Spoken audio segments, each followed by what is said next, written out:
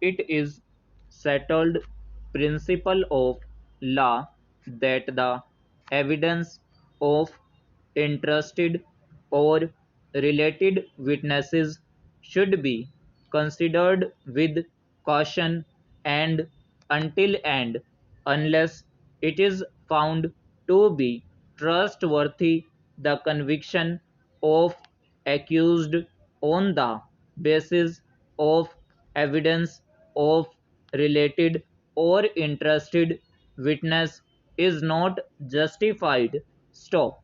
In view of the discussions made above and considering the unnatural conduct of PW1 and PW2, I am of the considered view that they are not proved to be eyewitnesses of the incident of enticing away victim by accused appellant in presence of co-accused persons or otherwise, and their testimony is neither reliable nor trustworthy.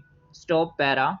In the present case, the only eyewitness of the incident, PW1 and PW2, are admittedly closely related witnesses, and their conduct has been found unnatural in not disclosing and not helping the first informant. Stop.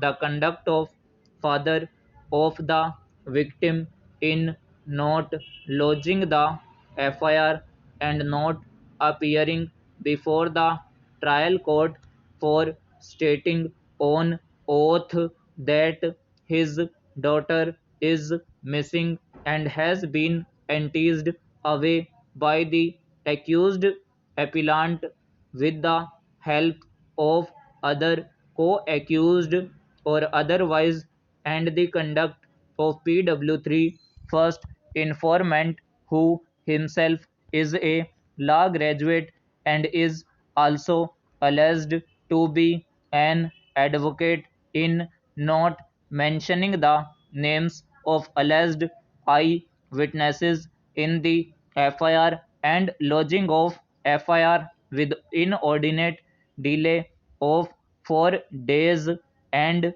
midnight without any whisper about the love affair, if any, between the victim and the accused appellant, and further the undisputed disability of accused appellant makes the entire prosecution story highly improbable and doubtful, and gives strength to the arguments that the father of victim and his family members, including first informant on account of property dispute, have falsely implicated the accused appellant and his family members due to suspicion. Stop para. In view of the facts and circumstances of the case, there is sufficient reason for drawing adverse inference against the prosecution for not producing the parents of victim to the witness box before the trial court. Stop. The evidence on record shows that PW1 and PW2 were not the eye-witnesses of alleged incident of fetching the victim by accused appellant in broad daylight at 10 a.m. Stop.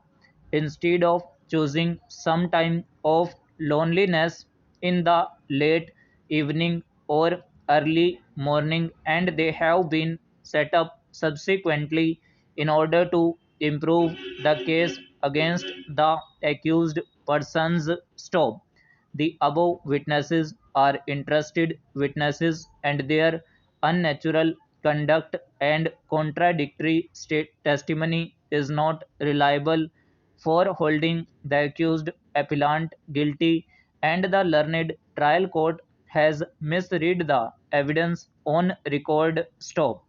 I am of the considered view that the prosecution has failed to prove its case to the hilt beyond any shadow of reasonable doubt, and has failed to bring home the charges against any of the accused by any cogent, reliable, independent, and trustworthy evidence. Stop.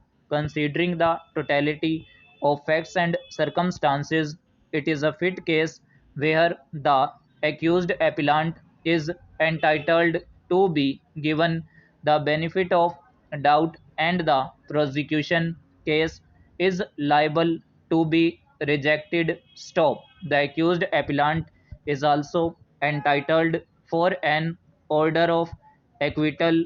Stop.